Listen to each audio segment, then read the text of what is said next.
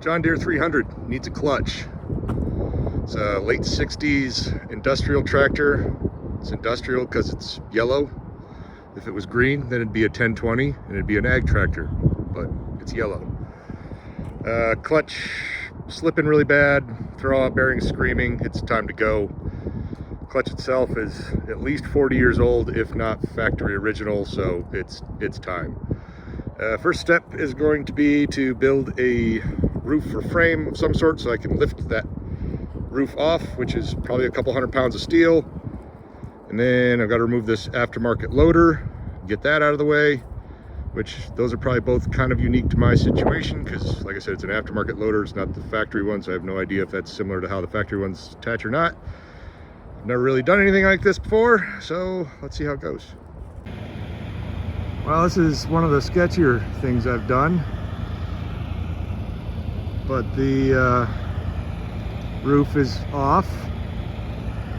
On to the next step of removing the loader. Phase 2 of this project, going to, I think, unpin the loader arms and the lift cylinders on either side and disconnect that so that I can then unbolt the loader frame off the tractor and drop that to the ground so that I can get this all separated. Can't figure out a way that I would be able to get the loader frame clear of the tractor without hitting the axles while it's all still attached. So I'm gonna have to take it apart some, disconnect a bunch of hydraulic hoses, which most of the hoses need replacement anyway. So yeah, nothing to it but to do it.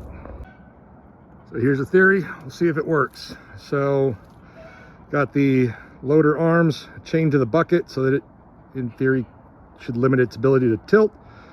I got weight in the bucket, so hopefully when I disconnect those pins, the arms just stay suspended by the counterbalance of the 450 pounds I got in the bucket. So hydraulic lines are disconnected. We're just gonna pop those pins, one on either side, and hopefully it stays put. So pins are out, minimal movement on the loader arms. Might be resting a little bit there. My chains didn't really tighten up, so I'm guessing that means that the pressure of the tilt cylinder is holding, and as long as I don't monkey with the valves, it should stay put. So on to the next part of unbolting the loader frame from each side. They should come down as two separate halves now, just hopefully 3 bolts aside, and down she comes. Well, so far so good. One side down, time for the other one.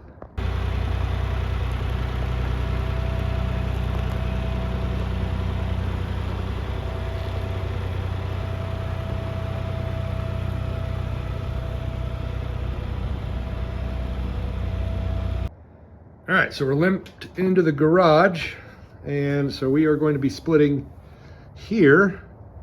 So basically anything that connects the front half to the back half is going to have to come off. Also pop the hood off, pull the battery out. Just kind of getting a survey of what I need to do. Read through the service manual and all that, and it's basically just yeah, disconnect anything that connects the front half of the tractor to the back half. I think we're going to start with draining out the transmission, the hydraulic oil, just so that I've got less mess on my hands. While the hydraulic oil is draining, I remove the battery, pop the hood off.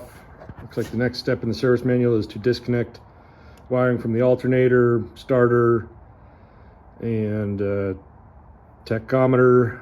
Disconnect all this stuff on this harness here. Okay, right side wiring harness freed. I think I called that the tachometer. I believe that's actually the oil pressure setting unit. I think that guy is the tachometer. Still need to remove him. And then we've got this line up here, which I think is for the temperature sending unit. Honestly, it doesn't already matter as long as I get it back where I found it. So I've been trying to take lots of pictures as I go, so hopefully I am successful with that. All right, so this guy was the water temperature sending unit off the top of the motor. Not entirely sure what this hard line is. I'm thinking it was probably supposed to be a soft line. It's now hard. Either way, it's disconnected. My dog's an idiot. All right, so throttle linkage to the carburetor here. I think if I just disconnect it right, there's a pin back here, pull that out. That should free that up, and then we've got a choke cable back here behind the carb, so get that off. And not mentioned in the service manual, but as far as I can tell, at some point, one end or the other of this steering linkage needs to get popped off, because steering wheel stays on the rear of the tractor, so that's got to come off. But back to it. Well, steering linkage doesn't want to come apart yet, so we took a break from that to come address these hydraulic lines that go from the front to the back. So there's this retainer here, just took out 3 bolts, took out the bolt in that line holder.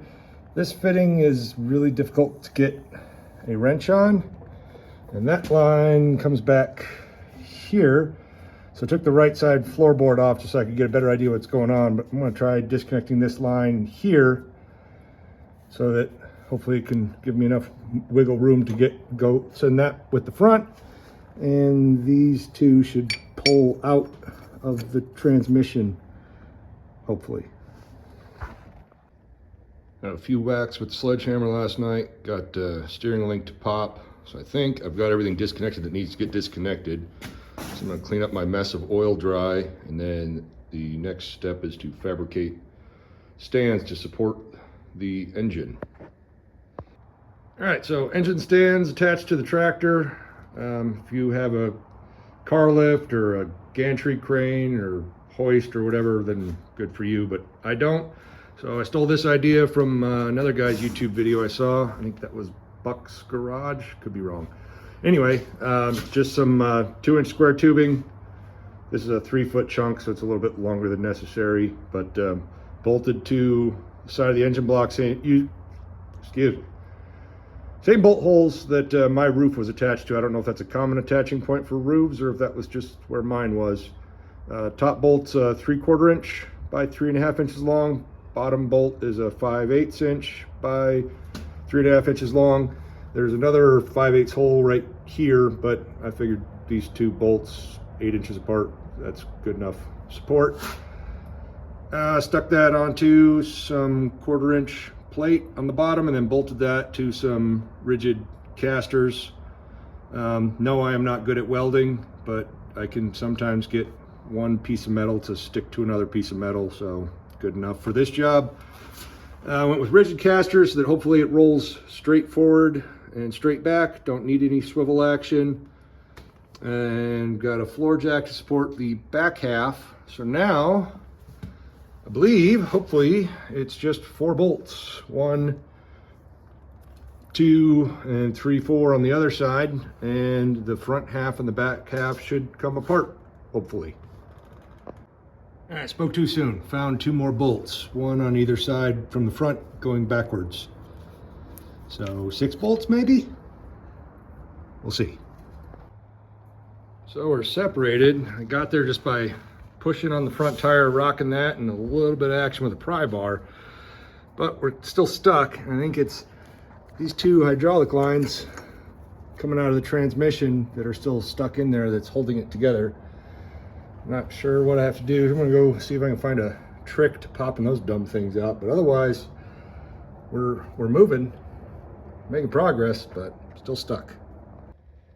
All right, so after a bunch of little love taps with the hammer on the edge of the collar at the end and a bunch of WD-40, got one of these lines to pop free, but the other one is still being stubborn and stuck in place. So I'm just going to hit it with some WD-40 and call it a night and see if it wants to cooperate another day. All right, after soaking overnight in WD-40, I clamped on some curved jaw vice grips here, and can't really see it, but anyway, I've got it to wiggle a little bit back and forth, so it's starting to work its way out. But I gotta go to work, so we're just gonna let it sit here and continue to soak, and we'll worry about that later. All right, back at it for a little bit this afternoon, and she is apart. Did successfully get these hydraulic lines to pull out of their home. This one has a little check valve thing that fell out, so watch for that, I guess. Now we're split and I can actually get to work on the clutch and whatnot. Oh, I hear that rattle in that. Ooh, look at that slop in that. No wonder that was squirreling at me. All right, I got stuff to do now, I guess.